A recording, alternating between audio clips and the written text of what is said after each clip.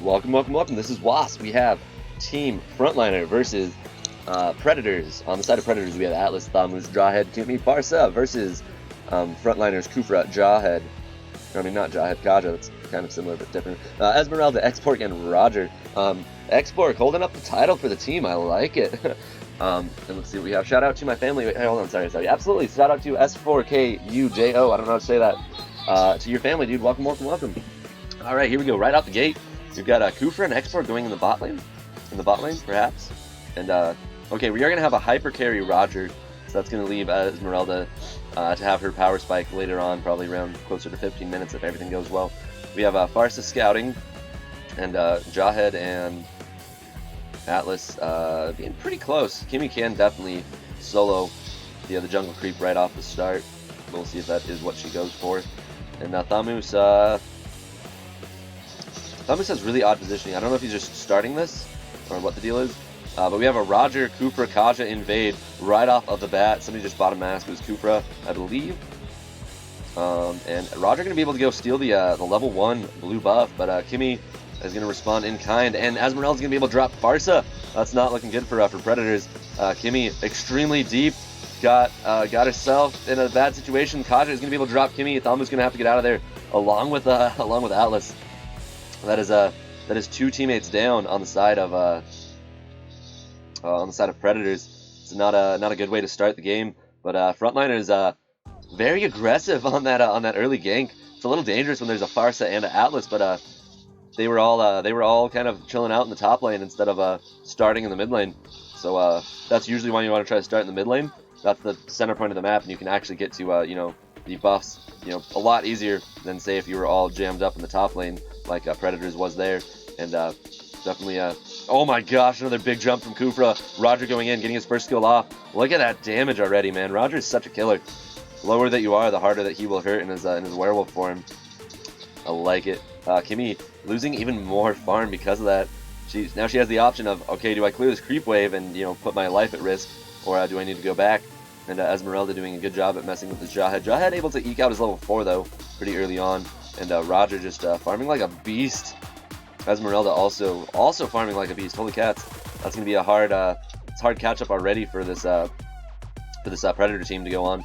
But it looks like we are trying to get some plays here from Predators. Kimmy decided not to go back to base, and it looks like they're gonna be able to use that to their advantage. Kaja a little bit out of position, but Roger and Kufra with the great rotations there. Kaja not too scared to get away. Kimmy finally gonna have to go back to base.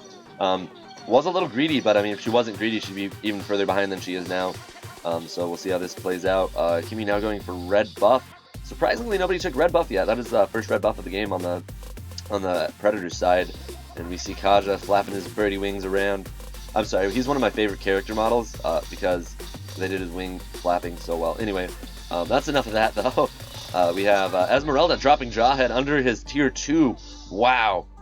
And Roger going in, trying to steal another blue buff, but Kimmy going to be able to take that away. Not a whole lot of damage from Kimmy, but she's trying to shoo them away. And Kaja going to have to get out of there with his beautiful, beautiful wings. Meanwhile, Roger taking some buffs. We'll see if Predators tries to go invade the blue buff again. It didn't work well last time, but they are. It looks like they're getting back into their rhythm. And a nice little scouting party from Atlas, trying to see who's nearby. Kufra securing blue buff for Roger. I'm going to help him take it. And Esmeralda going for Squishy. Get it. Beat up that Squishy. Ooh, turtle drop. I didn't realize turtle was up, and Kimmy did though, and Kimmy takes it. Kimmy looking to fight here a little bit behind Roger still, but doing a good job at coming back in. But oh my gosh, there's a big ult from Kaja. Kimmy took Flicker. No, Kimmy did take Purify. It looked like she had Flicker originally, but Kimmy might be able to get out of there, doing a lot of damage on Roger. We have Esmeralda coming in from the side. Definitely has ult. Oh, Kimmy a little bit out of position, but Farsa there to help support. That would have been really dangerous if she kept walking forward if Farsa wasn't there. But a good rotation there from Farsa, making sure that Esmeralda did not secure the kill on Kimmy. Roger still undead, but Kimmy getting back into rhythm. They are trying to, I don't know if that's a gank or just trying to accelerate the farm of Kimmy, but it's going to be extremely difficult to gank Esmeralda at any point in the game until you have anti-heal, either Sea Halberg or Necklace. Really odd positioning here from Atlas. We'll see if Kufra or Kaja ults him. He decides not to ult him, and Roger will continue his farm.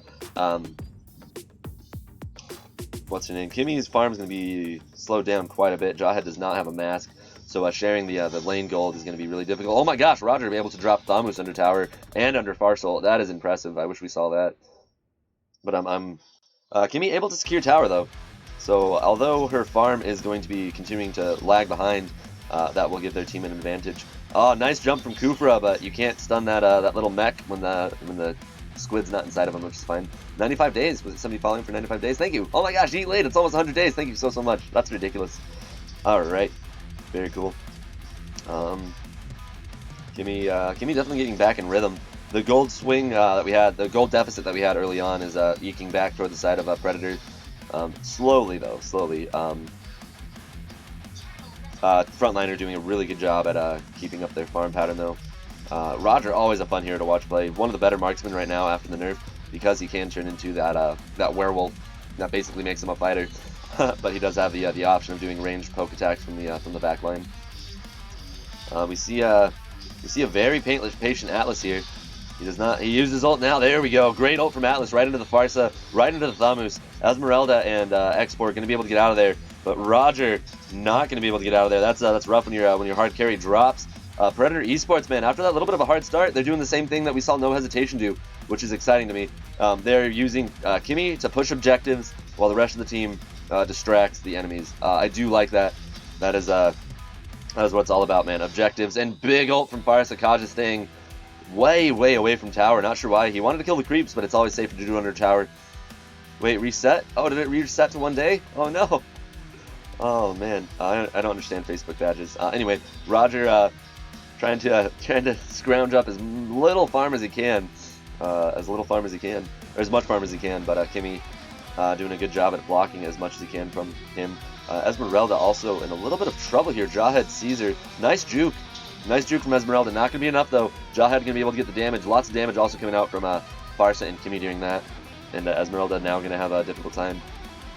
This is the thing that we've seen with Esmeralda offlane. If your team's doing good, Esmeralda is going to be phenomenal. But if your team's not doing well, Esmeralda has very little impact in the game because she needs farm. She's a hero that is very farm dependent. Interesting Atlas ult. He rushed it a little bit and he pulled them away from Farsa. A little bit of a mistake, but they are going to be able to drop Roger yet again. And Kimmy does see Export going for Export, prioritizing Export to Kufra, which is fair, but looks like going to be able to drop one. Export going to drop to Farsa. Oh, going to drop to Kimmy. That's a triple on Kimmy. Attaboy, girl. Keep it up. And Kimmy creep cutting, and then they're going to be able to drop that objective again. Yeah, that's what it's all about, dude. Objectives. This definitely swung the gold toward the side of Predators.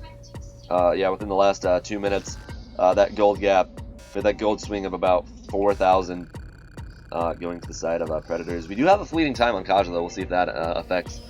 We'll see if that affects the whatchamacallit, the plays. So if Kaja can get in and either get Kimmy or Farsa, that's going to be the majority of the damage down on the side of Predators. We do see a very aggressive Roger here. He might be trying to go for the turtle. Pardon me, but Kufra did go in and initiate, and they're not going to be able to contest against that. Kimmy just getting too strong. Thamu's taking that. I don't know if that was intentional or accidental, but I guess as long as you keep your Kimmy out of harm's way, which Thamus being a frontliner can definitely do such a thing. We have a possible ult here from Atlas, or from Kufra, or a possible blink in. He's going to decide better of it. And Exborg looking like he's in a little bit of a rough spot. We'll see what Farsa does. Yep, gets him stunned right off the bat. A little bit wild on that shot. That second shot would have hit a little bit better off. And we do have two big items though coming out on the side of Predators, which will make it even harder. We do have Jawhead getting his Blade of Despair, and Thamus getting his. Oh, here we go. Esmeralda gonna be dropping again right next to her base. Roger gonna have to get out of there. Big Farsa ult on the background. Also, Thamus gonna drop Kaja, and Thamus, that's what he got. He got Endless Battle, which works super well with all of his skill set. And we do have Vengeance. No, we do have Flicker on Thamus. That's a little bit of an awkward choice considering how well Vengeance works. But I mean, if it's working out for him, man, keep it up. And Kimmy, they do decide to fight over pushing tower here because the creeps are going to drop tower. Kimmy getting a little bit harassed on the back line, getting low, but it's not going to be enough damage from Kufra. Kufra going to have to get out of here. He might make it. He does. Ooh, a nice blink dodge from Kufra. and we'll see which way he goes. Oh, he was charging it. If he would have went south, he might have been able to teleport out, but Farsa just smacks him in the face, and Thamus just teleporting away. We'll have to let them know to maybe not. Oh, okay, never mind. They're just there. As long as the enemy team, I do try to promote sportsmanship as much as I can in my tournaments. But as long as the enemy team is fine with it, then that's what matters. Then I consider that fine. But yeah, nice friendly teleportation chat. I'm curious if anybody knows Morse code, like if that's what they're doing when they do those teleporty things, like dot. You know what I mean? I don't know. That's always what I think when I see the people do that. All right, we got Farsa getting a big ult. Getting a big ult right under tower, and Thamus getting quite aggressive, taking a lot of tower damage, and that will leave Predators a lot of space to go take the bottom tier 3. Kimmy right up in their business, taking a lot of damage though.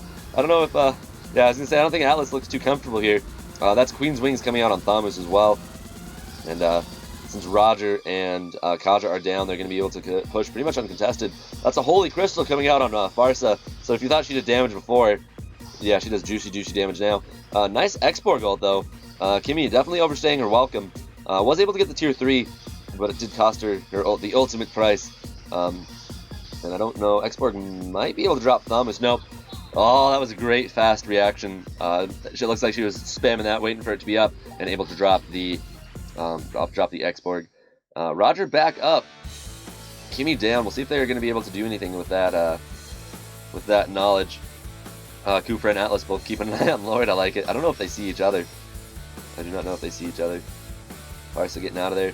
Looks like they're just buying time, waiting for Kimmy to come back.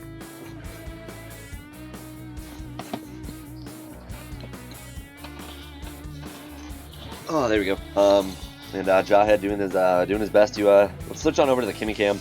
Her farm is absurd at this point, but only 14,000 or only 1,400 ahead of the enemy team's Esmeralda. I'm not sure why at this point they haven't switched Esmeralda to be the hyper carry. Because if your carry is not doing the job and you have a hero that can also hyper carry, it's sometimes it's better. Well, most of the time it's better to switch on over. Ooh, we do have an Esmeralda initiation, looking like she wants to go in. Jawhead keeping throwing him toward the team. I don't know if he was going to throw him away from the team, but decided to go towards. We have a very greedy Roger here. Esmeralda, though, nice and patient.